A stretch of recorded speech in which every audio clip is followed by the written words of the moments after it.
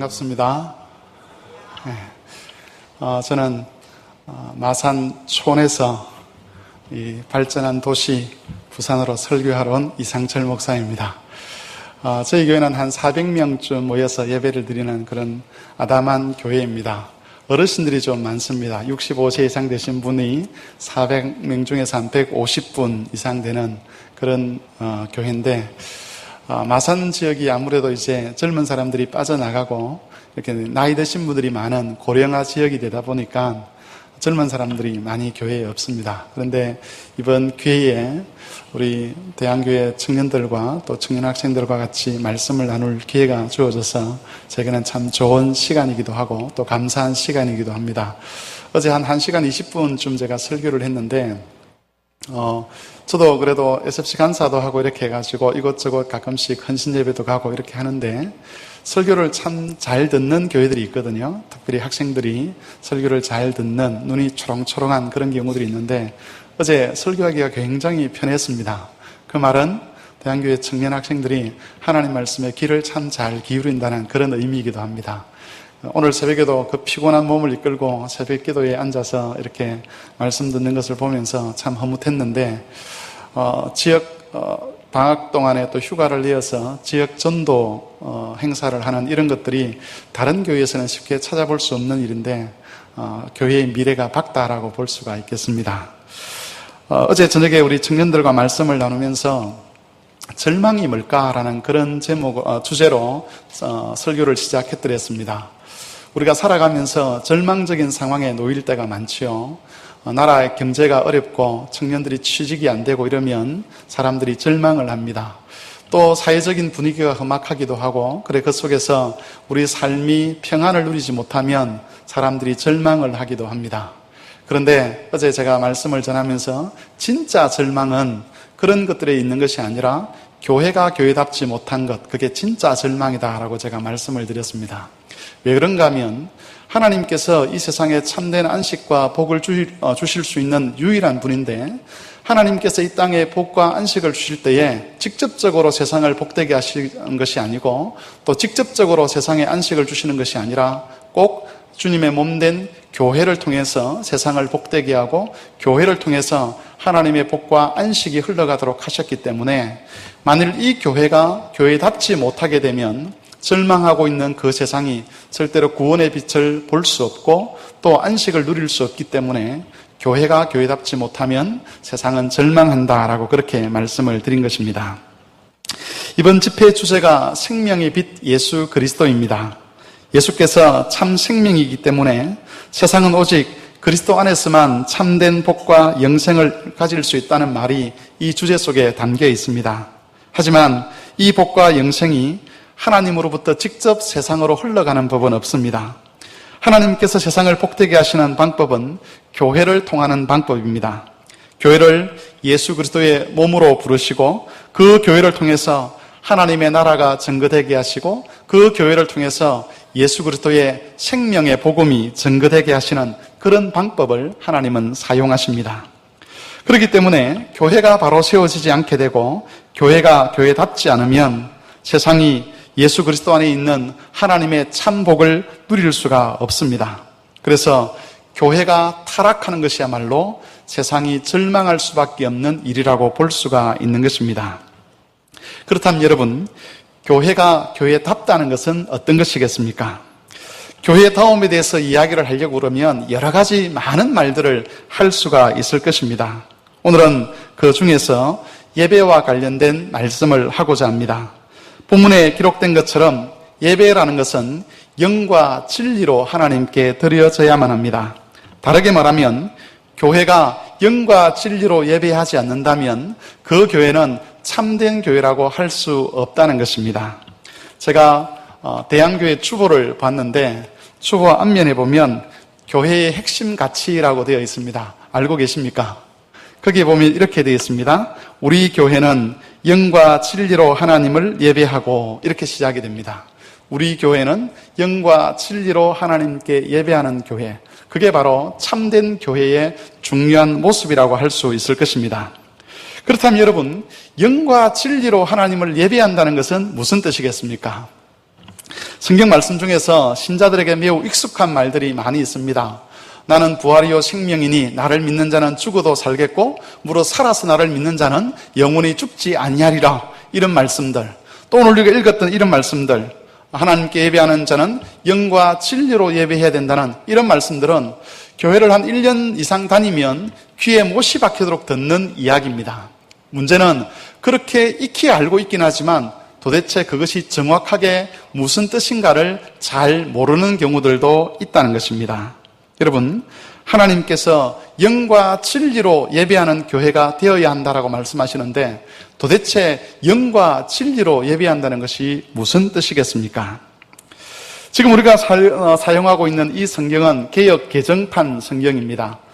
그리고 우리가 이전에 사용했던 성경 번역본을 개역 한글판이라 그러죠. 그 개역 한글판에는 이 본문이 방금 읽었던 이 말씀이 어떻게 기록되어 있느냐 하면 하나님께 예배하는 자는 신령과 진정으로 예배할지니라 이렇게 되어 있습니다.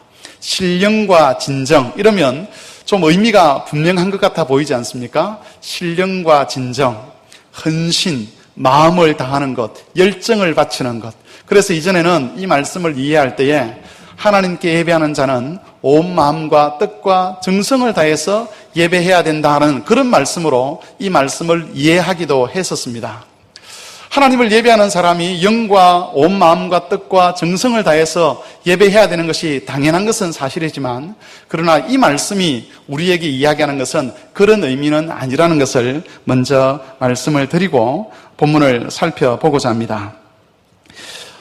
예배라는 것은 하나님과 우리가 일종의 관계를 맺는 방식입니다.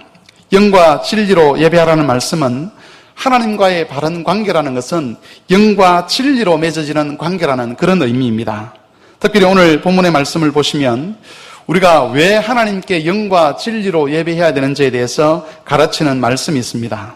하나님은 영이시니 예배하는 자가 영과 진리로 예배할지니라. 영과 진리로 예배를 해야 될 이유는 하나님이 영이시기 때문이라고 그렇게 성경은 증거를 하고 있습니다. 하나님이 영이시기 때문에 다른 방식으로 예배를 해서는 안 되고 영과 진리로만 예배를 해야 되고 그렇게 영과 진리로 예배하는 것만이 하나님 앞에서 받아들여지는 예배가 된다라고 가르쳐 주는 것입니다. 여러분, 여기서 하나님이 영이시라는 말은 하나님께서 사람들의 눈에 보이지 않는다라는 그런 1차적인 의미를 가지고 있기도 합니다만은 구약 성경을 보면 하나님이 영이시다는 경우는 많은 경우에 있어서 우상들과 비교할 때에 하나님을 설명하는 표현 방식입니다.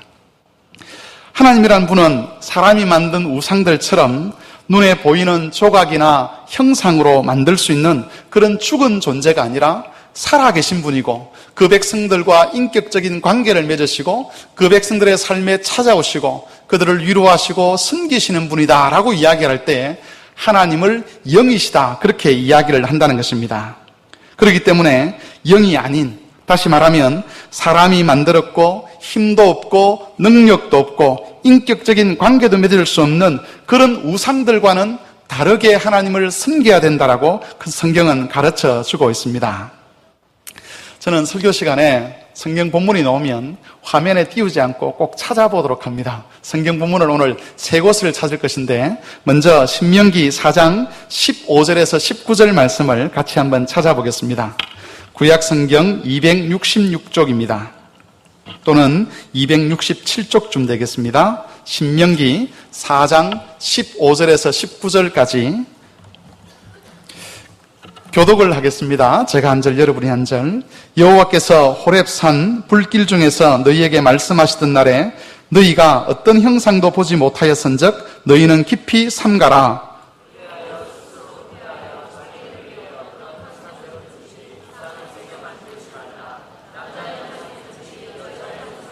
땅 위에 있는 어떤 짐승의 형상이든지 하늘을 나는 날개 가진 어떤 새의 형상이든지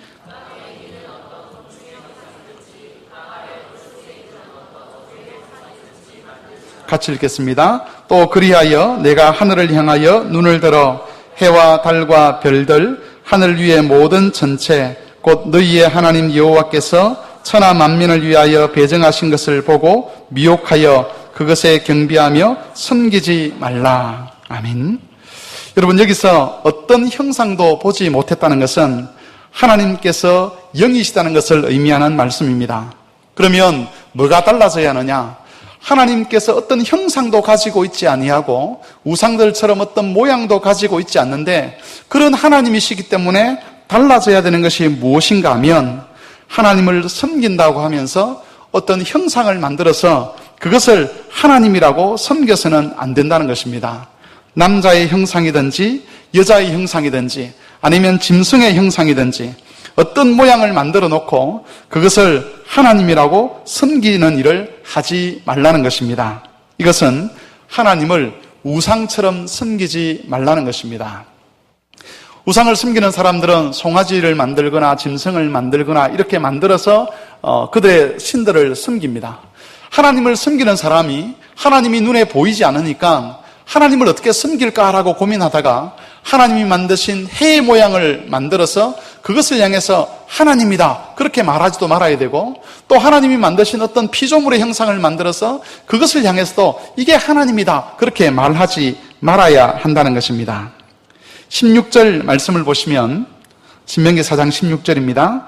우상 숭배와 관련된 경고의 말씀이 나오는데 만일 이스라엘 백성들이 스스로 부패를 하게 되면 하나님을 우상 섬기듯이 섬기게 될 것이라고 그렇게 경고를 하고 있습니다. 오늘날 식으로 말을 하면 성도들이 스스로 부패를 하게 되면 절에 다니는 사람들이 그들의 신상을 섬기듯이 그런 식으로 하나님을 섬기게 된다는 겁니다. 여러분, 여기서 중요한 것은 하나님과 우상은 다르다는 겁니다. 하나님께서는 눈에 보이는 우상과 달리 형상이 없으신 분이고 다시 말하면 영이신 하나님이시기 때문에 하나님을 섬기는 방법 자체가 우상을 섬기듯 그리고 우상을 섬기는 그런 목적을 따라 하나님을 섬겨서는 안 된다는 것이 가르침의 핵심입니다. 그렇다면 여러분, 우상을 섬기듯이 하나님을 섬긴다는 것은 무슨 뜻이겠습니까? 여러분, 사람들이 왜 우상을 섬기죠? 가만히 한번 생각을 해보십시오. 절에 다니는 사람 또는 자기 집 앞에 신상을 만들어 놓고 절을 하는 사람들, 우리가 가끔씩 동남아 여행을 가보면 불교 국가들이나 회교 국가들에 가보면 집집마다 신상들을 만들어 놓고 섬기는 것을 볼 수가 있습니다. 저희 집안 어른 중에 한 분도 남녀 호랑경교라고 들어보셨죠? 아침마다 우리식으로 말하면 기도고 그들의 말대로 하면 주문이죠. 그게 주문을 외우면서 그들의 신을 섬깁니다. 그러면 그런 사람들이 그들의 신을 섬기는 이유가 무엇이겠습니까? 그것은 그 신의 절대적인 힘을 통해서 자기가 원하는 것을 얻어내고 싶기 때문에 그렇습니다. 그 신이 얼마나 거룩하냐, 그 신이 원하는 것이 무엇이냐, 그 신이 이 땅을 향해서 가지고 있는 꿈이 무엇이냐, 그것과는 상관없이 내가 지금 이 땅에서 무엇을 원하고 내가 지금 이 땅에서 필요한 것이 무엇이고 내가 지금 이 땅에서 얻고자 하는 것이 무엇인가에 따라서 그 신의 힘을 빌어서 그것을 내가 가지고 싶어서 신을 섬기는 겁니다. 그러면 왜 기도하고 그러면 왜 신에게 봉사하고 제사를 드립니까? 신을 설득하는 거죠. 내가 이런 것이 필요한데 내가 섬기는 신에게 잘 보여서 그것을 얻어내고 싶어서 그렇게 신들에게 봉사를 하는 겁니다. 우상을 섬기는 데 있어서 가장 중요한 것이 바로 종교의식입니다. 기도를 하고 정성을 보이고 많은 재물을 갖다 바치게 되면 그런 정성을 보고서 신들이 감동을 하게 되고 그 감동의 결과에 따라서 내가 원하는 것을 채워줄 것이라고 기대를 하는 겁니다. 우리 어르신들이 이전에 했던 그런 말씀들이 있죠. 지성이면 감천이다. 열심을 보이면, 열심을 갖게 되면 신들이 감동을 해서 내게 무엇인가를 줄 것이다 라고 그렇게 기대를 하는 것, 그게 바로 우상을 섬기는 사람들이 가지고 있는 가장 기본적인 태도입니다. 여러분, 하나님께서 경계하신 것이 바로 이 부분입니다. 결국 우상은 인간이 자기 욕심을 만족시키기 위해서 능력 많은 신의 힘을 빌리기 위해서 하는 행동에 불과한 것인데, 하나님의 백성이 부패를 하게 되면 마치 하나님을 우상 섬기듯이 섬기게 된다는 것입니다. 하나님의 뜻, 하나님의 의도, 하나님께서 이스라엘 백성을 하나님 백성으로 부르시고 그들에게 율법을 주시고 제사를 주시고 성전을 주신 그런 의도들은 다 뒤로 물러가 버리고 그들 속에 남아있는 욕심, 인간적인 욕망, 세상의 성공을 향한 그런 어떤 인간의 그 부패성, 이런 것들만 남아가지고 하나님을 도구로 이용하는 그런 식으로 하나님을 섬기는 것, 그게 바로 하나님을 우상 섬기듯이 섬기는 것이라고 말씀하는 것입니다. 우리가 구약 성경을 읽어보면 하나님께서 이스라엘 백성을 향해서 끊임없이 우상 숭배에 대해서 경고하는 말씀들이 나옵니다. 그런데 이스라엘 백성들은 고집스럽게 우상을 버리지 않습니다. 그리고 결국 나중에는 이 우상 숭배 때문에 이스라엘 자손들은 멸망의 길을 걷게 됩니다. 우리에게 이상한 것은 두 가지입니다. 하나는 이렇게 지적하는 우상 숭배를 지적하는 하나님을 향해서 이스라엘 백성들이 하나님이 언제 우리가 우상을 섬겼습니까? 라고 항변을 했다는 거죠. 하나님은 너희가 우상을 섬겼다라고 그렇게 지적을 하셨는데 이스라엘 백성들은 언제 우리가 우상을 섬겼습니까? 그렇게 대답을 했다는 겁니다. 그리고 또 한 가지 이상한 것은 여러분, 우상 숭배를 끊는 게 그렇게 어려운 일이겠습니까? 무슨 말씀인가 하면 저는 처음부터 예수를 믿었던 사람은 아니었습니다. 중간에 예수를 믿었는데 교회 다니기 얼마 전까지 제 친구 집이 절이었습니다. 중학교 때 아주 친한 친구가 아버지가 타계성이라 그러죠. 그래서 절에서 아주 많이 살았었고 절에서 뭐 탑돌이도 하고 뭐 다 해봤었습니다. 그리고 중3 때 어떤 계기로 해서 제가 예수를 믿게 되었습니다. 그러고 난 다음에는 제가 절에 안 갔습니다. 석가모니 성 앞에 가서 절할 일도 없고 또 그렇게 할 필요성도 못 느꼈기 때문에 굳이 우상을 숨기는 문제에 제가 크게 연연해 본 적이 없었다는 것이죠. 가만히 생각해 보면 우상 숭배를 끊어버리는 일이 그렇게 어려웠는가라는 질문을 우리가 구약 성경을 읽으면서 던질 수밖에 없다는 거죠. 우리 같으면 하나님께 그렇게 경고를 받고 또 하나님으로부터 그렇게 많은 시련을 당하면 하나님, 이제는 내가 우상 섬기지 않겠습니다. 그래서 그들의 집에 있는 신상을 타파하고 또 우리식으로 말하면 무당을 찾아가는 것들을 금지하고 절에 안 가고 이러면 되는 것인데도 이상하게도 이스라엘 백성은 우상 숭배에서 떠나지 못한다는 겁니다. 왜 그러냐는 것이죠. 여러분, 이사야서 1장에 가보시면 하나님께서 말씀하신 우상 숭배의 핵심이 무엇인가 하는 것을 알 수가 있게 되고, 그렇게 되면 왜 이스라엘 백성들이 그토록 하나님의 그 징계를 받으면서까지 우상 숭배에 매달렸는지, 그리고 하나님께서 말씀하시는 우상 숭배의 본질이 무엇인지를 알 수가 있습니다. 구약 성경 968쪽입니다. 이사야서 1장 10절에서 17절까지 말씀입니다.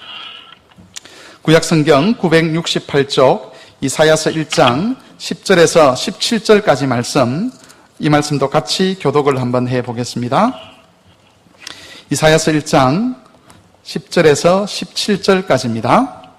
너희 소돔의 관원들아, 여호와의 말씀을 들을지어다. 너희 고모라의 백성아, 우리 하나님의 법에 귀를 기울일지어다.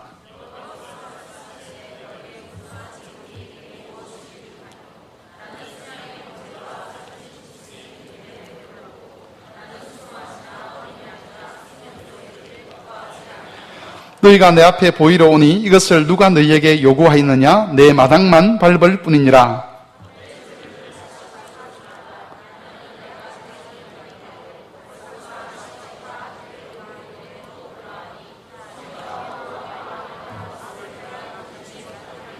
내 마음이 너희의 월삭과 정한 절기를 싫어하나니 그것이 내게 무거운 짐이라. 내가 지기에 곤비하였느니라.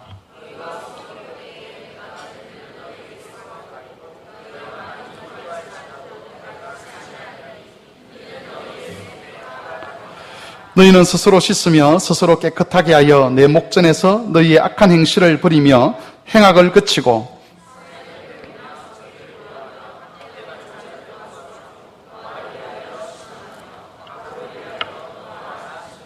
아멘. 여러분, 하나님께서 책망하신 것은 이스라엘 백성들이 하나님께 예배를 드리지 않았다, 그게 책망의 본질이 아닙니다. 이스라엘은 예배를 잘 드리고 있었습니다. 기도도 잘 하고 있었습니다. 살진 짐승을 잡아서 하나님께 제사를 드리는 일에도 열심을 내었습니다. 월삭과 절기도 잘 지켰습니다. 기도하는 일에도 아무런 문제 없이 그들의 소원을 따라 하나님께 간구하였습니다. 끝으로 본다면 이스라엘 백성들의 그 종교적인 생활은 아무런 문제가 없었습니다. 그런데도 하나님께서는 이스라엘 백성들의 그 모든 행위에 대하여 가증히 여긴다고 말씀하셨습니다. 이 가증히 여긴다는 표현은 하나님께서 우상 숭배에 대해서 표현하실 때 사용하신 말씀입니다. 내가 너희의 제사를 가증히 여긴다. 너희의 신앙생활을 내가 가증히 여긴다. 왜냐하면 너희가 우상을 섬기듯 나를 섬기고 있기 때문이다. 그렇게 말씀하시는 겁니다. 여러분, 왜 하나님께서 이런 말씀을 하셨겠습니까? 하나님을 우상화시킨 것, 그것이 문제의 핵심입니다. 하나님께서 이스라엘 백성을 불러 하나님의 백성이 되게 하시고 그들에게 율법을 주시고 그들에게 하나님의 은혜를 주신 이유는 그들을 통해서 하나님의 복이 세상에 흘러가도록 하기 위함이었습니다. 하나님께서 이 타락한 세상을 회복시켜 온 세상이 다시 한번 하나님의 은혜와 영광이 넘치는, 그리하여 복과 안식 속에서 사람들이 하나님이 주시는 그런 은혜를 누려가는 세상을 만드시는 것, 그게 하나님의 비전이었고 그 비전을 위하여 이스라엘 백성을 부르셨습니다. 그리고 이스라엘 백성들에게 거룩할 것을 요구하셨고 그들 속에 있는 탐욕을 멀리할 것을 요구하셨고 하나님이 주시는 은혜 속에서 만족할 줄 알며 하나님을 섬길 줄 알며 하나님의 형상을 본받아서 죄와 허물이 가득 찬 이 세상에서 긍휼과 자비를 드러내고 하나님의 형상이 되어서 하나님을 설명하는 민족이 되도록 하기 위하여 하나님께서 이스라엘 백성을 부르셨습니다. 그런데 이 이스라엘 백성들은 하나님께서 그들을 부르신 그 이유와 목적과 기대에 대해서 관심이 없고 그저 자기 욕심을 만족시키기 위해서 율법이 정하고 있는 그 규칙을 지키면서 하나님을 우상화시켰다는 겁니다. 하나님, 제가 안식일을 잘 지켰습니다. 하나님, 제가 율법을 잘 지켰습니다. 하나님, 제가 월삭과 절기를 잘 지켰습니다. 그러니 이제 하나님도 내게 뭔가를 해주셔야 되지 않습니까? 라는 그런 태도로 하나님을 마치 자기 욕망의 도구로, 수단으로 전락을 시켜버렸다는 겁니다. 하나님께서 보실 때 그건 예배가 아니라는 겁니다. 그건 신앙이 아니라는 겁니다. 하나님과 이스라엘의 관계는 그런 식으로 맺어질 관계가 아니었습니다. 하나님께서 요구하신 것은 공의와 정의를 구하고 스스로 씻어서 깨끗하게 되고 악한 행실을 그치고 고아와 과부들 그리고 학대받는 자를 도와주는 것입니다. 왜냐하면 그것이 하나님께서 이스라엘 백성을 불러 하나님의 자녀로 삼으신 이유이고 또 그런 모습을 통해서 하나님이 드러날 수 있기 때문에 그렇습니다. 기도의 방향이 그쪽으로 가야 되고 삶의 방향이 그쪽으로 가야 하는 것이죠. 하나님은 영이시기 때문에 예배하는 자가 영과 진리로 예배해야 된다는 것이 무슨 뜻입니까? 그것은 하나님을 우상처럼 섬기지 않는 것입니다. 겉으로 드러난 종교의식을 통해서 하나님께 잘 보이고 또 그렇게 하면 하나님께서 복을 주실 것이라는 그런 기대를 가지고 하나님을 찾아가는 그런 일을 하지 말라는 것입니다. 그것은 우상 숭배이지 하나님께 대한 예배가 아니라는 것, 그것이 하나님의 평가입니다. 여러분, 이것은 신약 성경에서도 강조하고 있는 말씀입니다. 성경을 마지막으로 한 곳만 더 찾아보겠습니다. 로마서 12장 1절 2절입니다. 신약 성경 256쪽쯤 되겠습니다. 로마서 12장 1절 2절, 이 말씀은 우리가 다 같이 한번 합독을 하겠습니다. 신약 성경 256쪽 로마서 12장 1절 2절 말씀을 다 같이 읽겠습니다. 그러므로 형제들아, 내가 하나님의 모든 자비하심으로 너희를 권하노니 너희 몸을 하나님이 기뻐하시는 거룩한 산 제물로 드리라. 이는 너희가 드릴 영적 예배니라. 너희는 이 세대를 본받지 말고 오직 마음을 새롭게 함으로 변화를 받아 하나님의 선하시고 기뻐하시고 온전하신 뜻이 무엇인지 분별하도록 하라. 아멘. 여러분, 여기서 하나님께서 받으실 만한 예배, 영적 예배에 대한 이야기가 나옵니다. 하나님께서 기뻐하시는, 우리가 드려야 되는 영적 예배는 어떤 예배입니까? 우리의 몸을 하나님이 기뻐하시는 거룩한 산 제물로 드리는 것입니다. 하나님께서 받으실 만한 예배 또는 하나님이 찾으시는 예배가 뭐냐라고 했을 때 우리의 몸을 하나님 앞에 살아있는 제물로 드리는 것, 그것이 영적 예배라고도 할 수 있고 하나님이 받으실 만한 예배라고 할 수 있고, 또 요한복음 4장의 표현을 들자면 하나님은 이렇게 예배하는 자들을 찾고 계신다라고도 말을 할 수가 있습니다. 어떤 예배가 하나님께서 받으실 만한 예배입니까? 우리 몸을 살아있는 제물로 드리는 예배입니다. 우리 몸을 살아있는 제물로 하나님께 드린다는 것은 우리의 모든 생활이 하나님께 합당하도록 하는 것을 말합니다. 이사야 선지자의 가르침을 따라서 표현해 보자면 공의를 구하고 정의를 구하고 스스로 깨끗하게 씻어서 거룩하게 되고 고아와 과부를 또 학대받는 자를 돌아보는 것, 그것이 바로 살아있는 우리의 몸을 살아있는 제물로 하나님께 드리는 것입니다. 우리를 향한 하나님의 뜻이 무엇인지를 알고 하나님을 사랑하고 이웃을 사랑하는 삶을 살아내는 것, 그게 바로 산 제물이 되는 겁니다. 여러분, 우리는 각자 삶의 처소에서 생활을 해갑니다. 어떤 분들은 가정에서, 또 어떤 분들은 회사에서, 그리고 어떤 분들은 동네 이곳저곳에서 주민들과 더불어 살아가게 됩니다. 그런 과정 속에서 우리가 살아내어야 될 삶이 있습니다. 하나님께서 죄와 허물로 죽었던 우리를 하나님의 자녀로 부르시고 하나님의 형상으로 우리를 불러주셨습니다. 예수 그리스도 안에서 우리를 회복시켰다는 것은 우리 속에 있는 그 옛 본성이 이제는 죽어지게 되었고 하나님의 성품과 하나님의 본성이 우리 속에 들어와 있다는 것을 의미합니다. 그래서 어떤 신학자는 우리의 구원을 두고 신격화라고 그렇게 이야기를 합니다. 우상을 하나님처럼 섬긴다는 그런 의미에서 신격화가 아니라 인간을 하나님처럼 만들어가는 것, 그게 구원이라는 겁니다. 타락한 죄인이었습니다. 하나님을 알지 못했습니다. 하나님을 예배하지도 않았습니다. 우리들은 다 하나님께 원수로 살았습니다. 그런데 그런 타락한 인생을 하나님께서 예수 그리스도 안에서 구원하여 어디를 향해서 가게 하느냐 하면 바로 하나님 당신의 수준까지 이르도록 우리를 만들어가는 것, 그게 구원이고 성화라고 그렇게 이야기를 하는 겁니다. 베드로는 그것을 두고 신의 성품에 참여하는 자다, 그렇게 이야기하기도 했습니다. 성도 여러분, 그리고 청년 학생 여러분, 우리가 이 땅을 살아가면서 우리의 모든 삶의 현장에서 예수를 믿지 않는 사람들이 반드시 확인할 수 있어야 되는 것이 무엇인가 하면 우리 속에 계신 하나님입니다. 예수 그리스도께서 우리 안에 살아 계십니다. 그 예수 그리스도를 살아내는 것, 그게 바로 우리에게 주어진 삶의 유효 목적입니다. 우리는 종종 예수 그리스도를 살아내는 것이 아니라 우리 자신을 살아내고 싶어 합니다. 우리 속에 있는 욕망, 세상으로부터 우리가 가지게 된 그런 성공을 향한 비전들, 그런 것들이 우리의 주인이 되어서 모든 삶의 어떤 결정과 선택들을 그런 원리에 의해서 이루어지도록 그렇게 해나간다는 겁니다. 그건 우리 자신을 살아내는 거고 이 세상을 살아내는 겁니다. 그러나 우리는 예수 그리스도를 살아내도록 부름받았습니다.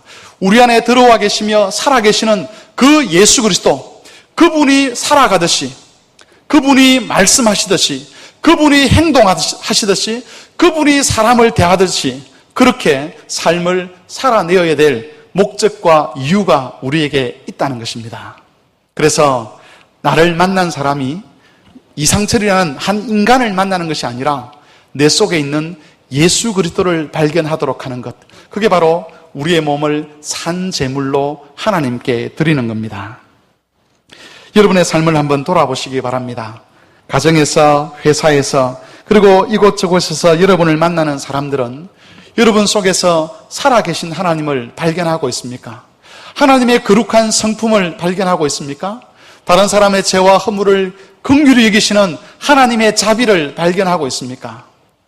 우리를 용서하시되 끝까지 용서하시고 우리를 책임지시되 끝까지 책임지시는 그 하나님의 신실하심을 사람들이 발견하고 있습니까? 아니, 바깥은 몰라도 이 교회 안에서 만나는 사람들 안에서 과연 그런 하나님이 발견되고 있는지, 나는 그런 하나님을 비추고 있는지를 돌아볼 필요가 있다는 것입니다. 여러분, 우리가 많은 경우 착각하는 것은 기도하고 말씀을 읽고 예배에 참석하는 것은 거룩한 것이고 나머지 일상의 삶은 세속적이라고 생각하는 것, 이건 착각입니다. 하나님은 그렇게 말씀하지 않으십니다. 우리의 일상의 삶에서 하나님의 은혜와 사랑을 표현해내지 못한다면, 다시 말해서 예수 그리스도를 살아내지 못한다면, 그러면서 기도만 하고, 그러면서 성경만 읽고, 그러면서 예배 드리는 것으로 만족한다면 우리의 삶은 우상 숭배에 지나지 않는다는 것입니다. 기도 생활이나 말씀 생활이나 예배 생활이 중요하지 않다는 것이 결코 아닙니다. 그러나 그것은 하나님께서 원하시는 것이 기도 그 자체라거나 말씀 그 자체라거나 예배 그 자체가 아니라는 것을 우리가 깨달아야 될 필요성이 있는 것이죠. 하나님께서는 우리를 공예배에 참석하도록 하기 위하여 그것을 목적으로 우리를 구원하신 것이 아니죠. 기도도 말씀도 예배를 드리는 것도 한 가지 목적이 있는 겁니다. 하나님을 영화롭게 하고 영원토록 그를 즐거워하는 것, 우리 일상의 삶에서 하나님을 살아내는 것, 그것이 우리를 구원하신 목적입니다. 하나님께서 그런 것을 통해서 이루시고자 하는 것, 그것은 우리가 하나님을 닮아가는 겁니다. 하나님 앞에서 거룩하고 흠이 없는 친백성이 되어서 하나님의 신의 성품에 참여하는 자가 되어서 이 어둠의 세상에 하나님의 빛을 비추고 이 땅 가운데 하나님의 영광을 드러내는 것, 그것이 바로 우리 삶의 목적입니다. 그렇기 때문에 만일 우리의 삶에서 하나님의 은혜와 자비를 드러내는 그런 삶이 없다면, 우리를 희생해서 또 다른 사람의 유익을 구하는, 우리가 낮아지고 손해보므로 다른 사람의 덕을 구하는 그런 삶이 없다면 우리가 드리는 모든 예배는 하나님께 가증히 여김을 받게 되는 것입니다. 우리가 우리 몸을 산제물로 드리게 될 때에 우리가 행하는 기도와 말씀과 묵상과 그리고 공적 예배가 하나님께 의미 있는 것이고, 그것이 하나님께서 받으실 만한 것이 될 수 있습니다. 유대인들은 율법의 조항만 지키면 되고 또 종교적인 의무만 다하면 그것이 하나님과 바른 관계를 맺는 것이라고 그렇게 생각을 했습니다. 예수님께서 오셔서 고치고자 하셨던 것이 바로 그것이지 않습니까? 하나님께서 기뻐하시는 예배는 종교적인 활동에 충실한 것을 넘어서서 하나님을 사랑하고 이웃을 사랑하는 삶을 살아내는 것, 그것이라고 말씀해 주셨습니다. 그러므로 성도 여러분, 그리고 청년 학생 여러분, 교회가 교회다워진다는 것은 우리의 예배가 우상 숭배처럼 되지 않는다는 것을 의미합니다. 여기 와서는 거룩한 척 예배에 참석하고 하나님 말씀을 묵상하고 기도하지만 바깥에 나가서 아내나 남편을 맞이할 때, 자녀를 맞이할 때, 부모를 맞이할 때에, 또 직장의 동료들을 맞이할 때는 이기적인 본성을 따라서 살아갈 때 우리의 예배는 우상 숭배가 되고 마는 것입니다. 우리 청년들이 밖에 나가서 세상이 주는 그런 즐거움에 빠져 있고 세상의 쾌락에 빠져 있고 세상이 우리에게 심어주는 야망 속에 빠져 있으면서 여기 와서 예배한다 그러고 찬송한다 그러고 기도한다고 그럴 때 하나님께서는 그런 찬송과 그런 예배와 그런 기도를 가정이 여기실 뿐이라고 말씀하는 겁니다. 대신에 우리는 낮은 자리로 내려가야 됩니다. 말씀에 순종하기 위하여 스스로 낮은 자리에 내려가고 그리고 거기서 교회의 교회됨을 확보할 수 있어야 되는 것입니다. 그럴 때만이 세상이 교회를 통해서 생명과 구원의 빛을 볼 수 있는 것입니다. 성도 여러분, 여러분의 삶이 하나님 앞에서 산 제물이 되는 그런 삶을 사시기를 바랍니다. 그것이 하나님께서 찾으시는 영과 진리로 예배하는 모습입니다. 이 세대 사람들의 삶의 방식, 그들이 추구하는 것, 그들이 목적하는 것에서 벗어나서 하나님을 영화롭게 하고 영원토록 하나님을 즐거워하고 그의 말씀에 순종하기 위하여 몸부림치는 삶을 살아가게 될 때에 우리의 예배는 신령한 예배가 되게 될 것이고, 그런 예배를 드리는 교회는 이 땅에서 빛과 소금의 역할을 감당할 수가 있을 것입니다. 대한교회와 그리고 여기에 속한 모든 성도들과 청년 학생들이 하나님 앞에서 이런 예배를 드림으로 하나님으로부터 신령한 은혜를 더더욱 많이 누리는 그런 복을 얻으시기를 주의 이름으로 축원합니다.